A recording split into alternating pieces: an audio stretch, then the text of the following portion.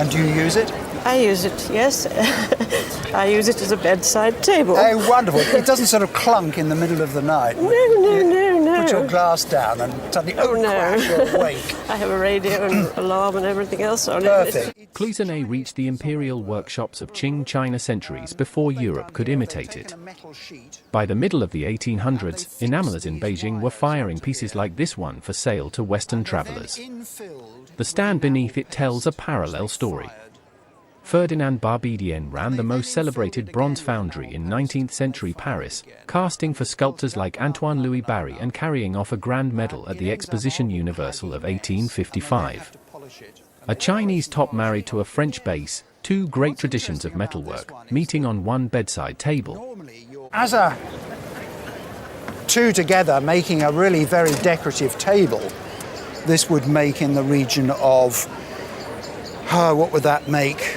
£3,000 to £4,000. Oh.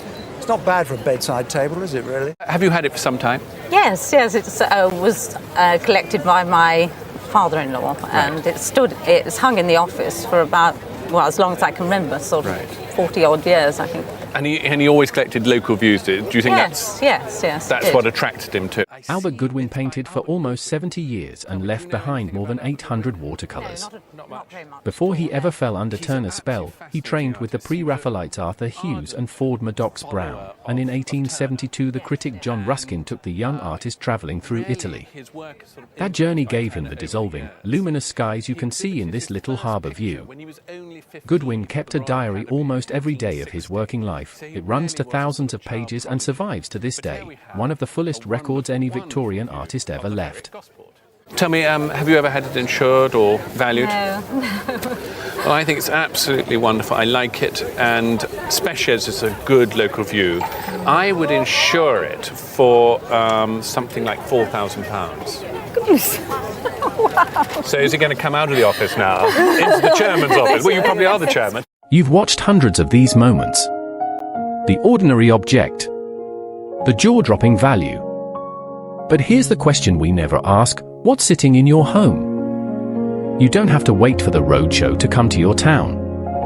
In seconds, Velco tells you what it is, when it was made, and what it could be worth. It's like having the roadshow in your pocket. Open the App Store and search Velco. VELQO. Or point your phone at the screen. You might be sitting on a fortune. Yes. Well, tell me where you got it. Well, it doesn't actually belong to me, it's my mother's, and it came down through her side of the family. It was my great-great-grandfather's. Right. He gave it to his wife in 1901, and he bought it in Japan on one of his voyages. He was on one of the ships. By the time this bowl was carried home from Japan in 1901, the country's finest kilns were working for the great international fairs, Vienna in 1873, Philadelphia, then Paris in 1900, where Japanese ceramics swept the medals. Workshops such as Makuzu Kozen in Yokohama painted at the very edge of what porcelain allows, sometimes drawing the finest lines with a brush of a single hair. A prize-winning piece like this was never a commercial line. It was a workshop's calling card, made to be seen and judged, then sold to a collector who understood exactly what he was looking at. And will pay a lot of money for it. So I would think today, a bowl of this calibre is probably going to be worth between £3,000 and £5,000. I went to a church antiques fair, and I saw it in the cabinet, and I think it must have been my husband's birthday. Goodness. And so I thought, oh, I'll buy that. That'll do nicely. Now, his name isn't Nelson, is it? No.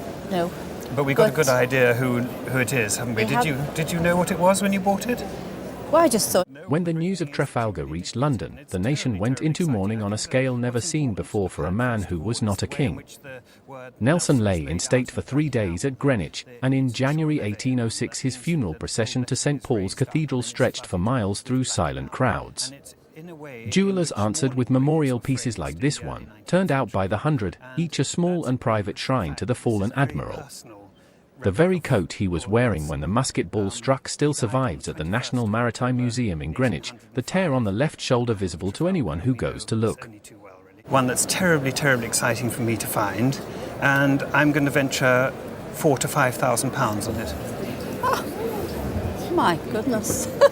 Well, I'm just amazed. I'm thrilled. It's stunning. Yeah. This hangs in our home, and many people would find that possibly quite intimidating, but there's something very calm about it and very natural, and there's a gentle smile on her face. You do feel presided over, don't you? We do, yes. Yes. The image behind this painting began in a photographer's studio. Dorothy Wilding was the first woman ever appointed an official royal photographer, taking the coronation portraits of George VI in 1937. Her later sittings with the young Queen in 1952 produced portraits chosen for postage stamps and banknotes right across the Commonwealth, where they stayed in circulation for more than a decade. Painters like Beatrice Johnson then worked those photographs up into colour, supplying embassies and government houses around the world. It is the simple reason this gentle, smiling face became one of the most reproduced portraits of the entire 20th century. So that's got to all help. I would have thought that it's got to be worth between £4,000 and £6,000. Not a huge amount, but I wouldn't be at all surprised if there are monarchists all over the Commonwealth who would like to own this. It's such a... Before you go, a quick word that could save you from a costly mistake. Every week, treasures like the ones you just watched are sold at car boot and yard sales for pennies by people who simply didn't know what they had. Don't let that be you. With Velco, just snap a photo of anything in your home, and in seconds you'll know what it really is and what it's really worth. And it's completely free. Point your phone's camera at the code on screen now, or search the App Store for Velco, the V-E-L-Q-O-N-O before you let it go.